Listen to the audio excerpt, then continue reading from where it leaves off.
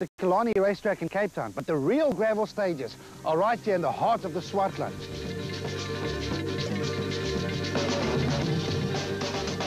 The Swartland Rally is one of the real gems on the Sasol Rally calendar and a real favourite with the drivers and spectators alike. A combination of tar stages based around the famous Killarney racing circuit in Cape Town and fast open gravel stages on the canola and wheat farmlands around Malmesbury and Mariatsburg provides not only a great spectacle but also a tough challenge for the 41 national rally category entries. The crews will tackle a total of 9 special stages, covering a distance of 205 kilometers, with obstacles waiting around every corner. To add to the challenge, a recent cold front dumped snow on the nearby mountains, and the heavens opened during the week leading up to the rally, leaving the stages soaking wet and slippery. It's going to be very, very, very wet out there. We had a lot of rain. That's another aspect to the event, but we'll deal with it. It's not raining today or tomorrow, but there's still going to be a lot of water out there. You know, pools of water, long stretches of water.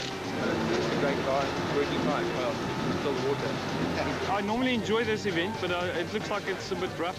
The soil really soaks up the water well, but eventually when it gets muddy, it's going to be very slippery. I think you're going to have to concentrate really hard and push where you can and back. With such a healthy points lead, there is almost nothing that could prevent Hergenvecken from becoming only the 4th rally champion in 17 years. We'll play it by ear, you know. We'll see what happens after the first few stages, and then tomorrow maybe we'll just have a look. But with 2 rounds to go, 6 times champion Jan Habig still has a chance to defend his title. Yeah, it's been a bit of a tough season for us, but you know, we still bagged a lot of points. This event we have to finish well, and our strategy is to do exactly that. After losing the victory on the previous event, Toyota young gun Mark Ronier was ready to try again and to give the new Aurus a good result. Teammate Johnny Gemmell has also had his fair share of bad luck this season and was hoping to get his first win for the year. We're looking forward to this one, eh? This is one of my favorite events, this one. And no, we're looking forward to it. With no chance of repeating his 2006 championship, Enzo Keen could simply focus on winning rallies, like he did on the Wet Sasol Rally earlier this year. I'd say with 2 DNFs, we pretty much out of championship points. But it doesn't mean that we can't pull out a fast charge to try and win a couple of events. That's why we're here. Youngster John Williams just returned from a very successful trip to Zambia, where he won the Pirelli Star Driver Award. It's just unbelievable. It's like a dream come true for me. You know, it's something I've wanted, and you know, we work really hard to get it. But yeah, we're back into this rally straight away. So next week we'll celebrate and enjoy our win. Cape Townian Jean-Pierre Damso grew up on Cape Rally roads, so his blistering pace and knowledge of this event will make him a favourite for overall honours. We would like to improve our position in the championship. Then again, we also like to do quite well in our home event. So we'll try and give it all, you know. Japie van Niekerk is still the highest placed Toyota driver on the points table, but his consistency took a knock during the previous round when mechanical problems forced him to retire. The Swartland Rally will be Nicholas Ryan's 2nd event behind the wheel of the Philips Runex after his horrific accident in Port Elizabeth in July. Class N4 champion Charles Wilkin is now very close to achieve his objective of winning the prestigious production car title. Obviously, the first objective is to get the car to the finish. We have to. Hein Latergan was the winner of this category on the previous event and arrived with brand new livery on his Subaru. We are now talking to Aprox, and we are going to run the car on Aprox livery for the next 2 events. And hopefully we can persuade them to sponsor have a full go at next year. Paul Pfeiffer's new Subaru N14 did not make it to the start of the Swartland Rally. Yesterday when we were testing, we loaded a new map onto the new car, and after about 4 Ks into the test stage, the engine just let go. So the choice was either just come and race in the old car or just stay at home. No such problems for defending production car champion Visser du Plessis and former production car champion Fernando Rueda, who were both still in the hunt and hoping to prevent Wilkin from taking the production car title. Besides the overall and production car title, a number of other class titles are still up for grabs. Chris de Wit already managed to clinch the Class A7 title during the previous event, and the Class A6 title already belongs to veteran Craig Trott, but the A5 title chase was still open. Andre Kleenberg is the points leader. It's so tight that unbelievable. But we've just got to go out there and do our job, and we decided that we're going to go from the start and go flat, and just hope for the best. Rodney Versaghi was on course to win another Class N3 title, but Costa Komantarakis was still in the hunt. We just need to finish ahead of Rodney on this event. He's 6 points ahead of us, so if I can finish first and him second, I'll close the gap by 3 points. A finish on the Swartland Rally would also hand Class N2 to Rian Erasmus. The start of the Swartland Rally. Championship positions determine the starting order for the first 8 cars, and as on many occasions this year, the BP Ultimate Polo of Fecken and Aries was the first car to leave Cape Town en route to the stages. They were followed by Habig, Keen and Van die Kerk.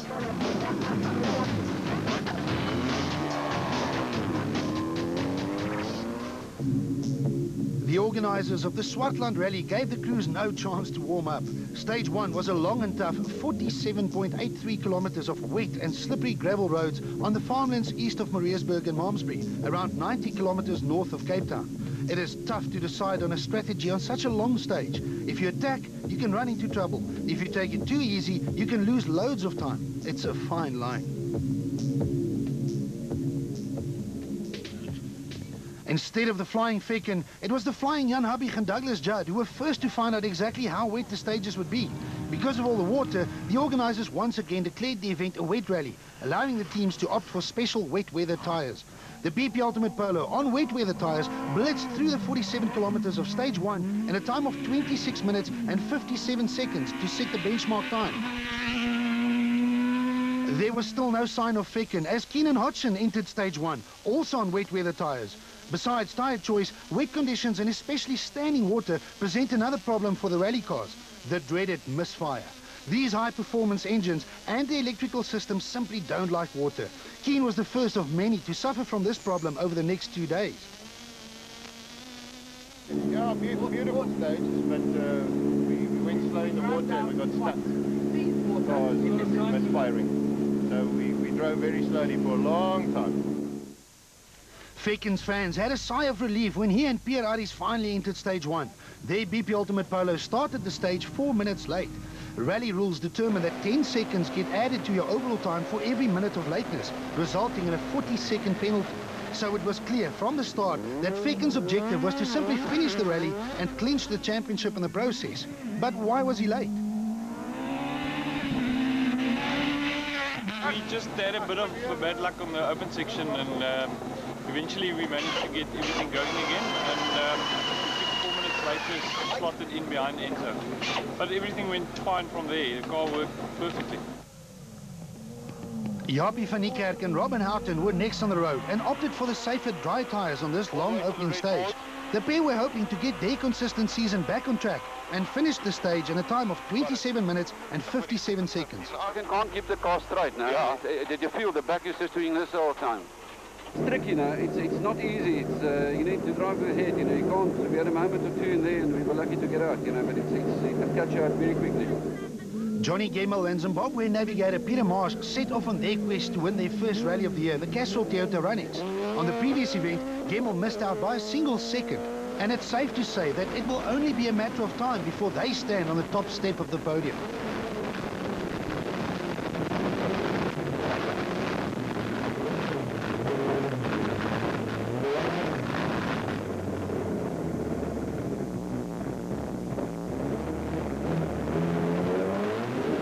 Off so nicely. We got a lot of cattle and sheep right on the road there. The Sasol Konica Minolta Subaru of Charles Wilkin and Greg Godrich was the next car on the road.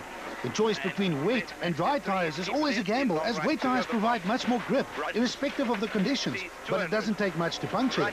Wilkin opted for the safer dry tyres. Mid, go, then 200. Move right for care, left 6 through, no cut, narrow gate. Move right. No cut, narrow gate. All eyes were on the Team Total Evolution Toyota Runnings of local heroes JP Damso and Kobus Frey. In most cases, you make your own luck, but Lady Luck has really not been on Damso's side this season. But he was determined to change it all around on his home event. The Runnings blitzed through stage 1 in a time of 27 minutes and 2 seconds, just 5 seconds slower than the fastest time so far set by Habig, in spite of having some problems. The cows were out in the road, and after that distracted me and I hit the pole. The talented John Williams, with Father Douglas in the seat next to him, was next to tackle stage 1 in the Williams Polo. The youngster is still gaining experience with every outing, and at the age of only 24, he will soon be a real force to be reckoned with. Yeah, it was okay. We had a triple caution a bit hard. It was quite wet, and as I braked, it just slid straight into it. So I thought I damaged the wheels. I felt like I had a punch on the left side. Due to a string of non-finishes this year, Mark Cronje and Robert Paisley in the Castrol Toyota Auris started the Swartland Rally 9th on the road. Cronje, a former world go-karting champion, has surprised everyone with his lightning pace in only his first full season in the top S2000 class. He started the Swartland Rally with the objective of turning his excellent pace into a result. But the water on stage 1 had the final say.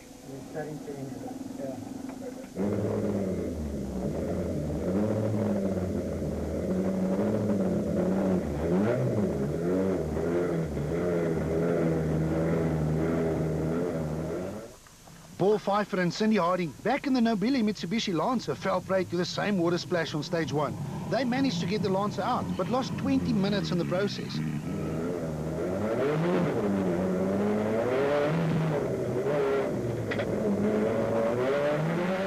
Nicholas Ryan and Andre Vermeulen were still getting to grips with the Philips Toyota Runix. Ryan won a regional rally a few weeks back and is slowly getting his confidence back. Mark and Paul Pfeiffer. Okay, are they going to get out, do you think? I can't see it. I think the engine has sucked water in. Osram Rally production car winners Hein Lategan and Johan van der Merwe started the event just like they finished the previous one, by setting the fastest stage time in their Afrox Subaru Impreza. As with the S2000s, a battle between the rest of the production cars also started to develop. Fernando Rueda and Dave Lefkowitz set the third fastest time with their team total Mitsubishi Lancer, behind Lategan and Wilken, but ahead of the current production car champion Visser Du Plessis and Gerard Snyman and the Pertex Subaru. Like Wilken, Du Plessis also opted for dry tires. After stage 1, Jan Habig puts his name on top of the leaderboard, but only by 5 seconds from a determined young Damso. Gemmel occupies third, and although Fecken set the 4th fastest time, his 40-second time penalty places him outside the top 10 in the overall standings. Lategan leads the production car pack. At 47 kilometers, stage 1 was the longest of the entire rally. Stage 2 was a much friendlier 16.5 kilometers just outside of Ribierkasteel, but still flooded with lots of water, just waiting to drown some more rally cars. And what a great sight it was to see the BP Ultimate Polo of Habig and Judd in full flight. The champions were back in form and blasted around stage 2 in another winning time of just 7 minutes and 46 seconds. The second stage was pretty good, a bit of water, but not as bad. Pretty quick stage, quite flowing. Enjoyed it. Gemmel and Marsh, third on stage 1 in the Castrol Toyota Runix, went one better on stage 2 to set the second fastest time, just 7 seconds slower. And that, in spite of having no clutch, forcing them to start the Runix with the starter motor.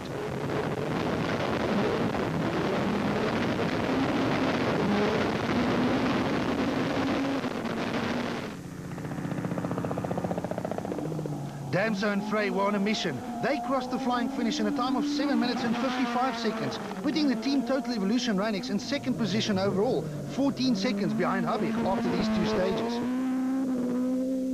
Picked up a misfire about a quarter away from the engine now. The Williams Polo of John and Doug is slowly but surely getting closer and closer to stage-winning times. They were 4th fastest on stage 2. No, just trying too hard, and there was a 90 right. Just came in too fast, and he realized he wasn't going to make the turn and went straight up the back, stalled the car and had to get going. So. Fecken and Aries knew that all they have to do to become 2008 Sasol Rally champions is to finish the Swartland Rally in the top 8. A 5th fastest stage time on stage 2 was exactly what they needed. Look, there's the whole of tomorrow left, so we'll see where we lie tonight, and then we'll play it by ear tomorrow. Jaapie van Niekerk and Robin Houghton were as consistent as always, crossing the flying finish in the 6th fastest time. 8:14. Hein Lategan and Johan van der Merwe gave their new sponsors Afrox something to smile about after also setting the production car pace on stage 2, albeit by only 1 second. Unfortunately, the Afrox Subaru suffered some damage, causing tense moments at the end of stage 2.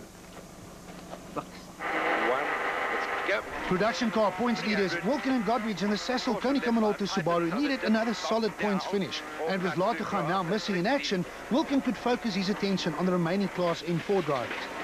60. Keep left over water. It's right 7. Wipers, wipers.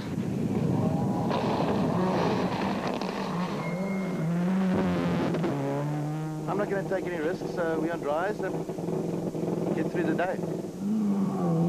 The Phillips Toyota of Ryan and Vermeulen made a welcome return to the top 10 by setting the 9th fastest stage time in stage 2, just 2 seconds faster than the Nobile Mitsubishi Lancer of Paul Pfeiffer and Cindy Harding, who were recovering from the massive amount of time they lost in stage 1.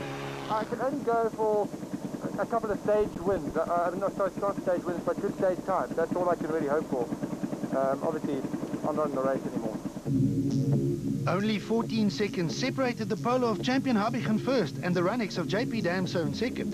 Fecken sits in fourth, but was still facing a 40-second time penalty that would drop him right down the leaderboard. Van Niekerk and Keen were tied, and so were Williams and Lategan.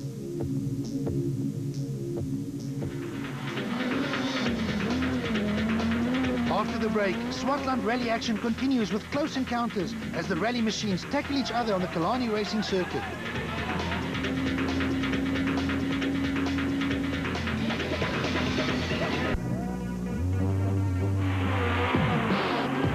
After 2 stages on extremely wet farm roads in the Swartland, the rally returned to Cape Town for 2 more stages, but this time on dry and familiar tarmac of the Killarney racing circuit. Stage 3 would take in a number of laps of Killarney in the opposite direction, with additional obstacles in the way. The rally cars would also start the stage with 1-minute intervals instead of the usual 2 minutes, resulting in nail-biting rally and racing action. Former multiple track racing champions Charles Wilken and Greg Godwich displayed excellent car driving skills and completed the stage in an overall winning time of 7 minutes and 25 seconds, giving the Cecil Konica Minolta Subaru fans something to cheer about. Straight over. The BP Ultimate Polo S2000 of Enzo Keen and Guy Hodgson set the second fastest time, just 1 second slower than Wilken. As with the racing, the times between the top drivers were close. The difference between Wilken's fastest time and the 7th fastest time set by the Williams Polo was only 8 seconds, with Damso, Habig, Gemmel and Fecken all in between.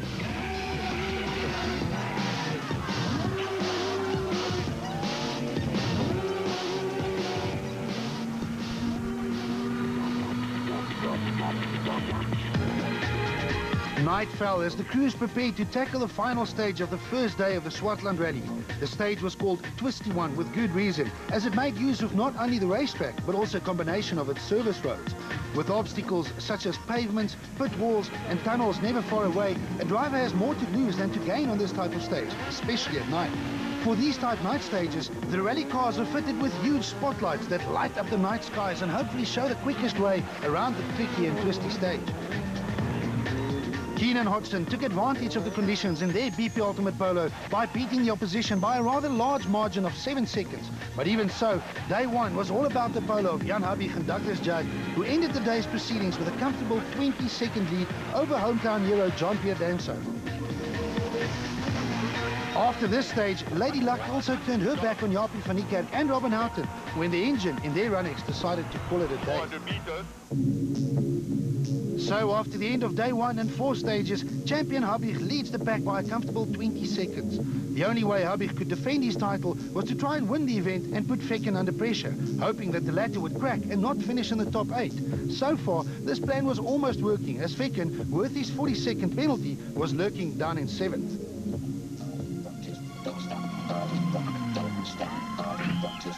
Behind the expensive and state-of-the-art S2000 and Class N4 production car machines, the rest of the field also found the going wet and tough. In the top 2-wheel drive class, Class A7, Adrian Carth and Menno Havelaar in the Net Connect VW Polo took the lead in stage 1 and managed to hold onto it for the rest of the day. Carth even survived this moment on the Killarney racetrack, courtesy of Gugu Zulu in the BP Ultimate Polo. Special Vehicles off-road champion Evan Hutchison and Greg Gericke in the Motorrad Toyota Runix put in one of their best performances of the year so far by occupying second in class, just 11 seconds off the lead. Former Northern's Regions champion Michael Otto and Armand de Toy drove steadily in their Barloworld Toyota Corolla to make third in class their own. Gugu Zulu and Carl Peskin had an eventful day, but they were still within striking distance. Class A6 for two-wheel drive cars up to 2 litres in engine capacity has provided some of the best and closest battles of all the classes so far this year. Class veterans Craig Trott and Tony Ball clinched the class title during last month's Osram Rally, but the Team Total Evolution Run-X also struggled in the water and lost a lot of time on day one. The new Team Total Evolution Toyota Auris of Mohamed Musa and Grant Martin got over its teething problems. Musa was driving the Auris with full commitment, setting excellent stage times in the process, and completed the day just 16 seconds from the class lead. This lead was held by the Panhard Seeds VW Polo of Stefan Wilken and Llewellyn Fourie, who were driving spectacularly and fast all day. Both Wilken and Musa were not far behind the faster and more powerful Class A7 cars and finished the day in 14th and 15th overall. Class A5 for 1300 and 1400cc Tazes, Yaris's, City Golfs and Ford cars is the training ground for future champions. At the age of only 16, Ashley Haig Smith is by far the youngest South African rally driver, but his youth does present one serious problem. My navigator's got to drive all the open sections as such, because I'm only legal to drive on rally stages. Unfortunately for the youngster, his rally ended in stage 1 after his Yaris hit a bump and rolled. Steve Mearns and Kieran Noonan were hoping for a good result in their multi-purpose cement Toyota Taz, but the water on the opening stages robbed them of any chance to win the class. Mearns still managed to finish the day third in class.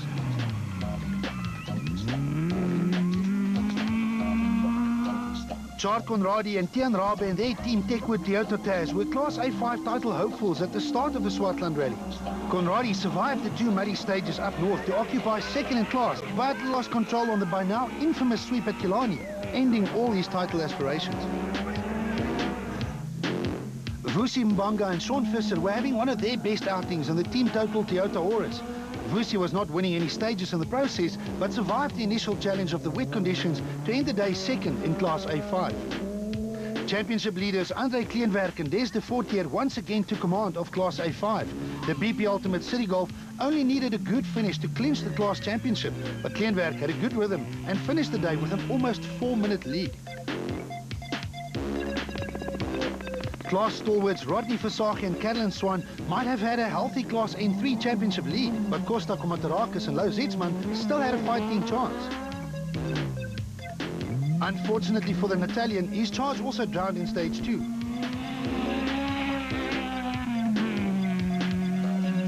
Yeah, stage 2, we had an engine problem and lost 9 minutes in stage. So Rodney right now, all he has to do is finish ahead of us, and he wraps up the championship on this event. This allowed Versage and Swan to concentrate on their own rally, and they did. The Total Evolution Run-X completed day 1 in the lead of Class N3, but more importantly, in a fantastic 11th position overall, ahead of much faster and more powerful machines. The Sasol Toyota Run-X of Etienne Letour and Patrick Vermaak were in the Class N3 fight until their engine gave up the ghost in stage 3. This left the door open for Cape Townians Duncan English and Rob Williams to occupy second in their Run-X. Class N3 winners on the previous 2 events, Etienne Lawrence and Alvin Coetzee, were having trouble in their Ford and HRD Racing Fiesta, but still held on to third in class at the end of day 1. The Swartland Rally drew 2 entries in Class N2. Rian and wife Hestrie Erasmus were leading the battle between themselves and the Team React Mitsubishi Lancer of Stephen White and Jonathan Bright. In the top S2000 class, Habig was still leading the way with a 20-second advantage over Damso, with Gemmel a further 15 seconds back. Wilken had control of the production cars and Class N4. Adrian Karth was only 11 seconds ahead of Evan Hutchison in Class A7, while Stefan Wilken and Mohamed Musa had 16 seconds between them in Class A6. Kleinwerk was minutes ahead of the Class A5 field, and Rodney Versage had a commanding Class N3 lead.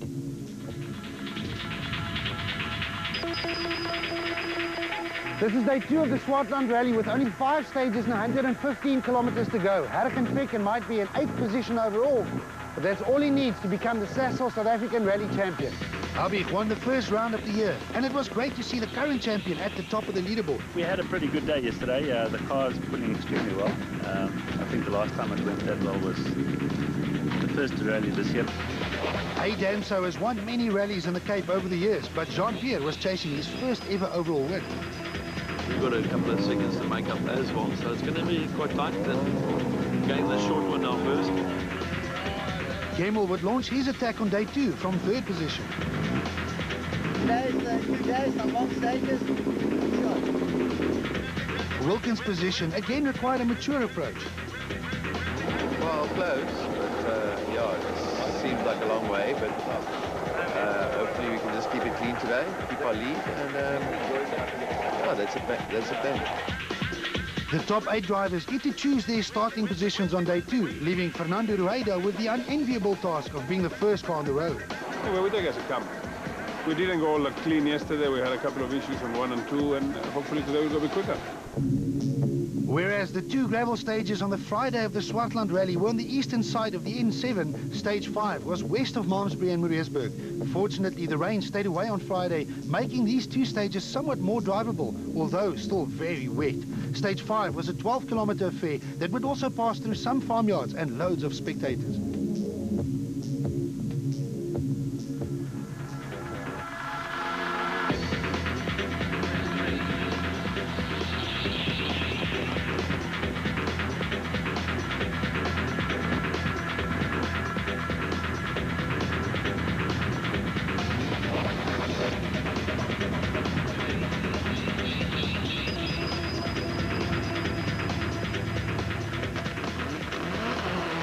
Fernando Rueda and Dave Lefkowitz were the first ones to try the testing conditions in their Total Evolution Mitsubishi Lancer. The Spaniard still had high hopes of catching Wilkin and set a time of 6 minutes and 54 seconds. But the Sasol Konica Minolta Subaru of Wilkin and Godrich went 10 seconds quicker to further extend their overall production car lead. Lead 200, Max Crest, into Max right 1 through gate, then 100, 100 small Max Crest, then C1. Enzo Keen and Guy Hodgson were plagued by a continuous misfire under the bonnet of their BP Ultimate Polo, which just took the edge off their challenge on day 1. They started day 2 with a time of 6 minutes and 34 seconds. The only remaining Castrol Toyota, driven by Johnny Gemmell and Peter Marsh, had another podium finish in its sights and completed this stage just 1 second slower than Keen. Rally leaders Jan Habig and Douglas Judd chose to be 5th on the road for day 2. It seemed like a good choice, as the BP Ultimate Polo recorded exactly the same time as the Runnix, thus maintaining the gap between 1st and 3rd.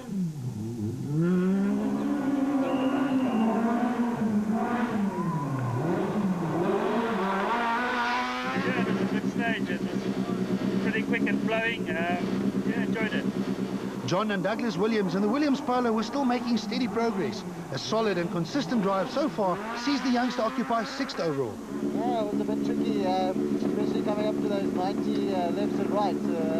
Quite a lot of mud in the corners, but it was okay. For Fecken and Harries, the Swartland Rally was all about winning the overall war and not the battle of the rally.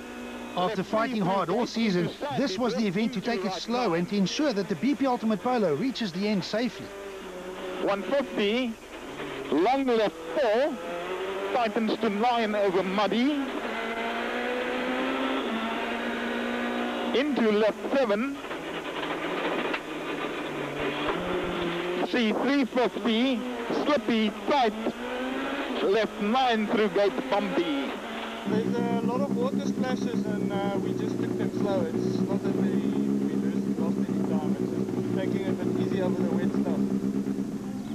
With nothing to lose and the prospect of becoming the 2nd generation of Damsos to win national rallies, Jean-Pierre launched his attack on the first stage of day 2. The Total Evolution Runnix covered the 12 kilometers at Goede Hoop in a time of 6 minutes and 29 seconds, or 5 seconds faster than anyone else, narrowing the gap to Habig's lead to just 14 seconds. The fight was on.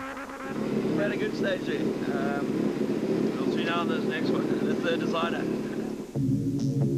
The Swartland Rally was now reaching the business end of things. Championships, class titles, personal glory and victory, it was now all up for grabs. But first, the small matter of covering the long 47 kilometers of Langvlei again. Stage 6 was a repeat of stage 1 from the day before. And then it's off to Swenke, another chance to find out how deep the waterlogged drifts would be.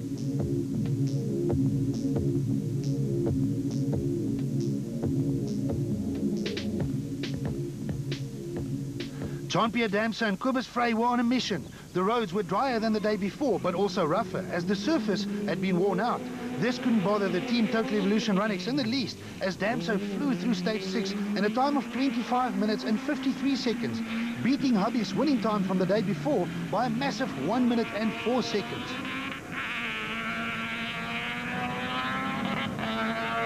The younger Damso wasn't done yet.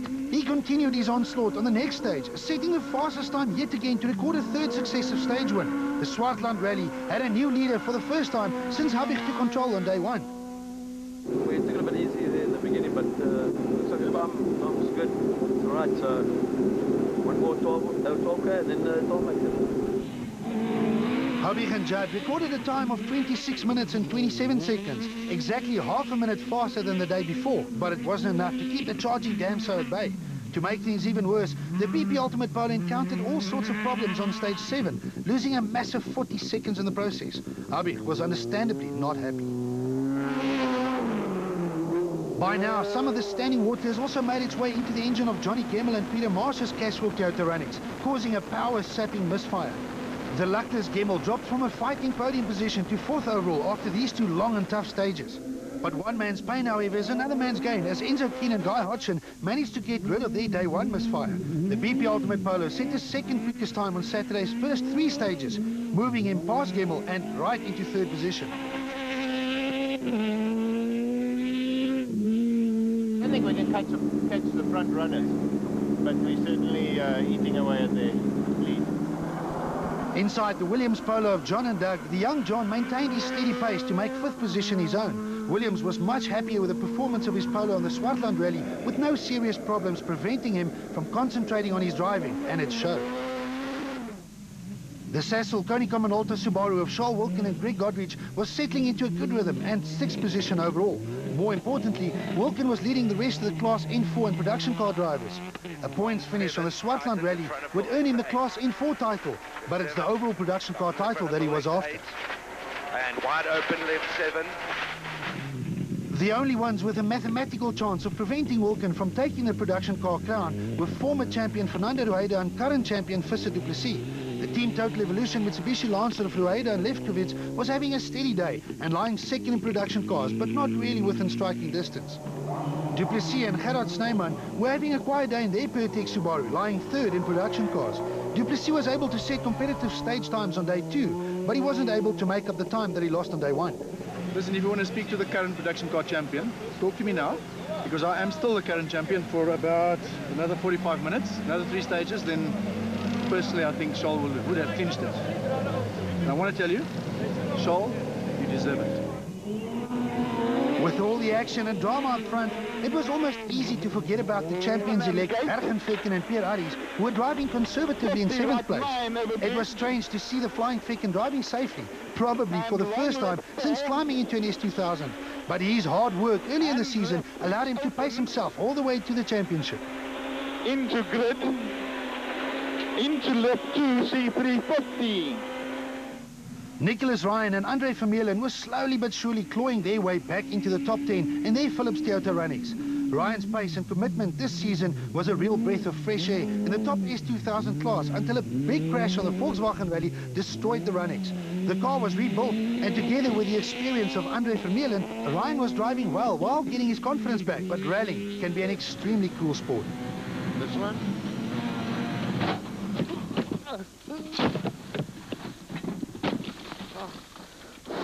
What again? Are you okay? Yep. All right. Where do you know? The Runnix does not like jumping very much, and the result was very similar to the incident that also claimed the Runnix of Etienne Lawrence and, wait for it, Andre Vermeulen during the 2007 Swartland Rally.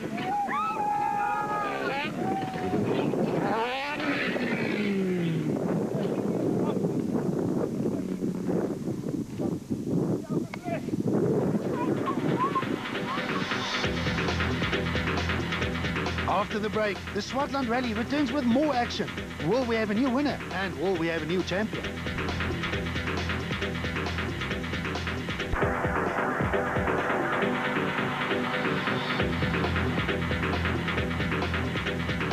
At At the front of the Swartland Rally, JP Damser was on a charge to try and write his name on a Swartland Rally trophy. A trophy that already features the name of a Damser. Remember the name, Serge? But behind the leaders, the green and yellow wheat and canola fields also provided the scene for many more battles in all the various classes. Evan Hutchison and Greg Gericke were on track for their best ever finish in the Class A7 motorized Toyota Runnings, but they fell prey to the same waterlogged drift that claimed the life of the casual Toyota Auris on day one. Etienne Lawrence and Alvin Coetzee lost the clutch in their HRD and Ford Racing Fiesta, whereas an S2000 can still manage without a clutch thanks to its expensive sequential gearbox. It is much more difficult than a standard production car. Lawrence and Coetzee fought bravely, but gave up the fight after stage 5. Ergen Ficken was not the only one driving with a championship in mind. In Class A5, Andre Kleinberg was doing the same. There's only 2 cars left in the class at the moment, so we're laying first. So the objective is just to finish the event now, and that means taking no risks. Doesn't necessarily mean slowing down. It just means taking no risks. So with just a repeat of stage 5, run as stage 8, and the final blast around the Killarney racing circuit to go, it was time to formulate final strategies.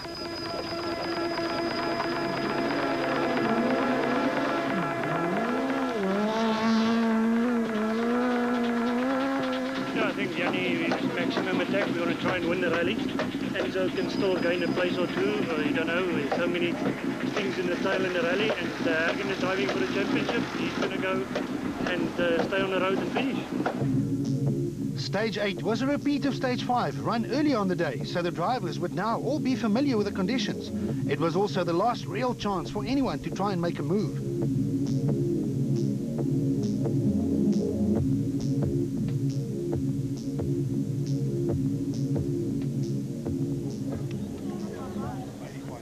Thanks to faultless driving and some trouble that slowed his main challenger down, JP Damser and Kobus Frey had a lead of exactly a minute to protect, and a minute is a comfortable margin in anyone's book.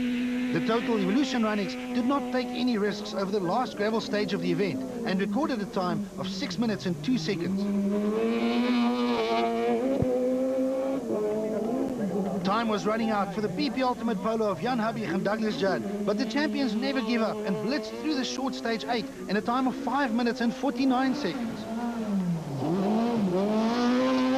Keenan Hodgson was still on a charge and completed the stage in a time just 2 seconds slower than their BP Ultimate teammates.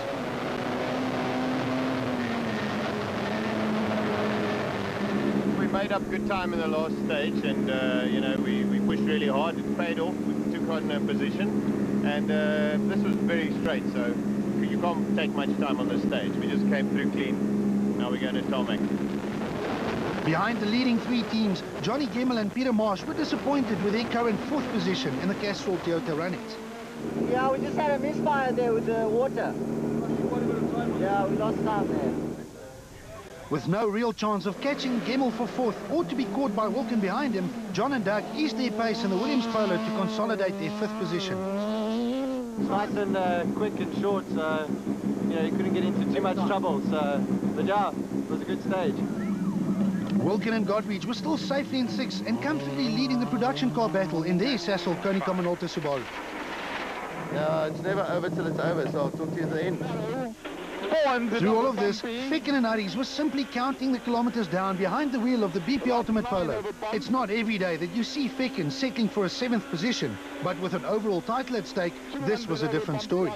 Fighting from first on the road on the final day, the Total Evolution Mitsubishi Lancer of Fernando Rueda and Dave Lefkowitz were holding on to a safe 8th position. It was lovely. I must say the stage was beautiful. I think we had the wrong choice of tires. We went wet and it was certainly dry enough for dries. But it's a beautiful stage, I must say, really. I got to congratulate the organizer. It's a beautiful, beautiful stage. They were ahead of the Pertex Subaru of outgoing N4 champion Visser du Plessis and Gerard Snyman. The tough conditions took its toll on the teams, allowing an aggressive drive by Mohamed Musa and Grant Martin in the Class A6 Total Evolution Toyota Auris to be rewarded with a top 10 placing going into the last stage. Musa was driving well and ahead of the faster Class A7 cars. Yeah, we finally got everything that this car can deliver. We bring it maximum. With just one stage to go, JP Damso had 47 seconds between him and second-placed Jan Habig, while Keen was still sort of within striking distance of his teammate. The rest were pretty safe in their respective positions, but rallying has shown many times that it's never over until it's finally over. For the second time in as many days, spectators once again lined the Killarney racing circuit for a combination of rally and racing action. The action was fast and furious. Mohamed Musa and Grant Martin battled the elements and the other drivers to bring the Total Evolution Class A6 Auras home in 10th overall. It was a fantastic result for Musa in only his second outing behind the wheel of the new Auras. Fernando Rueda and Dave Lefkowitz are the only ones with a mathematical chance of preventing Wilkin from winning the overall production car championship, but it's an almost impossible task. Rueda will have to win the last round of the season outright or come second and hope that Wilkin does not score any points. The Spaniard ended 8th overall and one place ahead of current production car champion Visser du Plessis and Gerard Snyman. With a 6th position overall and their 4th production class win for the season, Charles Wilkin and Greg Godrich clinched the Class M4 title. They are now also virtually assured of the overall production car championship. 5th overall was the newly crowned Pirelli Young Driver champion John Williams and Father Doug in their Polo. Another rally under the belt for the up-and-coming driver. But it almost ended in flames. As the Williams Polo stopped in the final time control, a fuel line broke and the car burst into flames. But quick action from the onlookers saved the Polo from extensive damage.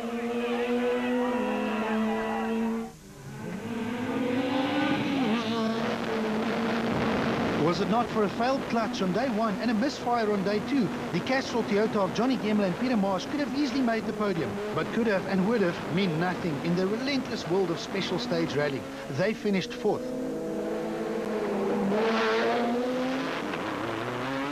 Keenan Hodgson was still within striking distance of Habig's 2nd position. The 2006 champion tried every trick in the book to close the gap, and although he managed to win the final stage, he still missed out on 2nd position by a mere 7 seconds. Habig and Judd drove hard on the final stage, but not even the experience and determination of a 6-times champion could do anything about a 47-second deficit on just 14 kilometers of tarmac. This 14.48 kilometers of the Killarney racing circuit also stood between JP Damso and an historic 1st overall rally win. We've had some problems on tarmac already before, so there's so many things that can go wrong. And there's a lot of walls around here as well. So we just need to get around here, and there's going to be a couple of cars on the track at the same time, so no bumping and stuff like that, and then we're happy.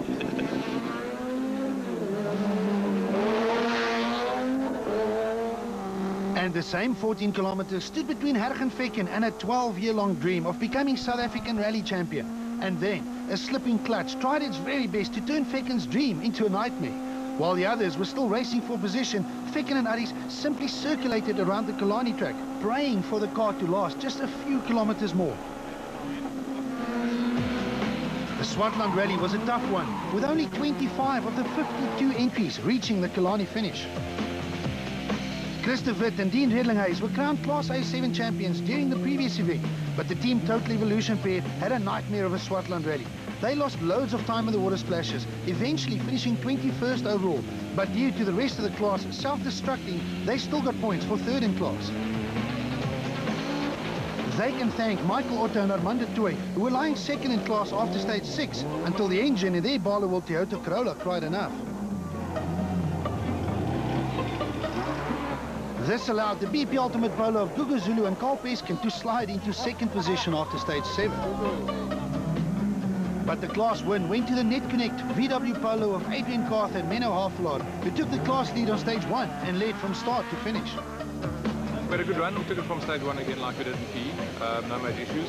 It's nice to come back off the win from outside. Like, you know, we had a bit of a problem there. So, yeah, great. Had fun out there. Was always a bit of a lesson, and home and dry. Overnight, Class A6 leaders Stefan Wilken and Llewellyn Fourie went into stage 6 with a 26-second lead over rivals Musa and Martin. But the Panhard Seeds VW Polo broke a side shaft and lost around 7 minutes in the process, which dropped them to 3rd in class, behind Musa and the Total Evolution runnings of already class champions Craig Trott and Tony Ball. Trott's rally came to an end after the runnings got stuck during stage 7, leaving Musa and Wilken as the only Class A6 finishers. It was a happy moment for first-time class winner Mohamed Musa. With gave it everything today. The first stage, the second stage we went all out. I think we won the front wheel drive by a country mile overall, and then Stephen fell out, unfortunately, in that stage, so we didn't have much of a dice. But yeah, we're here first, and it's good. Nice to get. Vusi Mbonga and Sean Visser were lying second in Class A5, but they had to retire their Total Evolution Toyota Yaris during the first stage of day 2. This left the multi-purpose cement Toyota Taz of Steve Mearns and Kieran Noonan and the BP Ultimate City Golf of Andre Kleinwerk and Des de Fortier as the only 2 remaining cars in this entry-level class. Kleinwerk, who survived 2 rolls earlier in the season, drove a faultless rally to become the 2008 Class A5 champion. It feels fantastic. It's been a up and down season for us. We started the year off well. We had a bit of a bad patch in the middle and we ended it off well. So at least in Gauteng we can have some fun and see what we can do. And after the retirement of Etienne Lawrence and Alvin Coetzee in the HRD and Ford Racing Fiesta in Stage 6, locals Abdurrahman Amlay and Yusuf Khanif drove their Toyota Runix into 3rd position in Class M3, a position they would hold on to until the end of the event. Another Cape Town pairing, that of Duncan English and Rob Williams, moved into 2nd in Class M3 on the Friday and maintained their position all day on Saturday to record their best ever finish in this competitive class.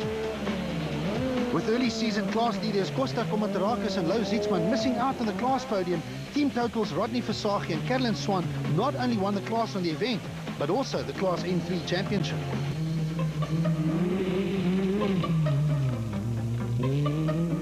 Very happy. Yesterday it just all went so well for us. Everyone else seemed to have problems. But today we also had our fair share of problems in the last dirt stage. We ripped the whole radiator off and we managed to make it back here to get a new radiator for the car. So yeah, very happy. Both Class N2 entrants managed to reach the end of the tough Swartland Rally. The ABC Motors Toyota Corolla of Rian and Hestrie Erasmus was overtaken by the Team React Mitsubishi Lancer of Stephen White and Jonathan Bright in Stage 6, only to retake the lead on the last stage at Killarney. The Lancer was then excluded for having the wrong size tyres, handing the Class N2 title to Rian Erasmus.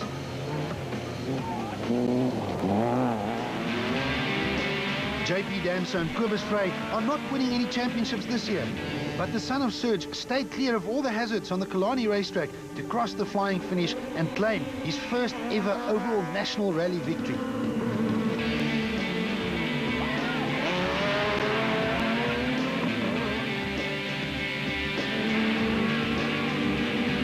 And the slipping clutch in the Ficken and Aris Polo, it was nail-biting moments as the pace circulated around Killarney and finally reached the finish to become 2008 Sasol South African Rally champions.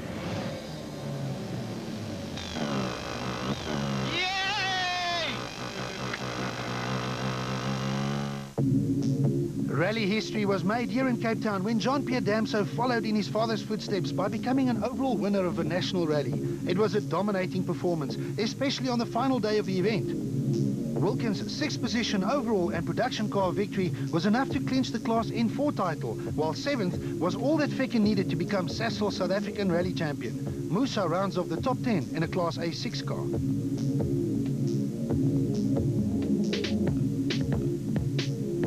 Adrian Karth takes Class A7 ahead of Zulu and De Wit, while Musa gave the Toyota a debut victory in Class A6.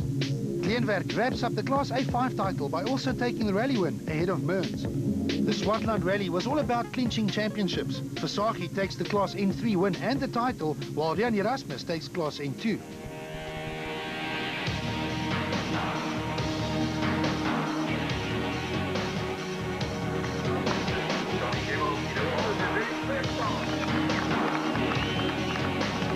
The taste of champagne was sweet for first-time winners JP Damso and Kobus Frey, while Hubby Keen will live to fight another day. First win in any class for me, and yes, I'm so chuffed. I mean, we've been trying hard this year. Every rally we've been like there, up top, thereabouts. Yeah, we had a couple of problems in the beginning of the year, but yes, yeah, to win it in Cape Town, it's awesome. The car actually went very, very well. we didn't have major trouble except for one stage where we had a problem with the left rear wheel and lost a significant amount of time. But apart from that, it went very well. I was fighting from a minute behind this morning, and I had a short day, just a couple of stages to catch up. I think we did a good job at that, and we reached the podium, so mission accomplished. Wilkin and Godridge celebrated their 4th production car victory of the year with a Class N4 title, but the overall production car title still beckons. Yes, yeah, we sealed the N4 championship, but the production car championship is not sealed yet. If Fernando finishes 2nd overall and we fall out, he can still win it. But I think it's going to be a bit of a tough order for him to win. Although Hergenfecken and Pierre Aries did not reach the Swartland Rally podium, they survived the rally to become 2008 Sasol South African Rally champions. We really made ourselves work today, you know, it's very difficult to go slow, and we just paced ourselves and it worked out fine. We got the points, that's all we need. From the wet rally roads of the Swartland, the 2008 Sasol South African Rally Championship moves to Gauteng for the final round.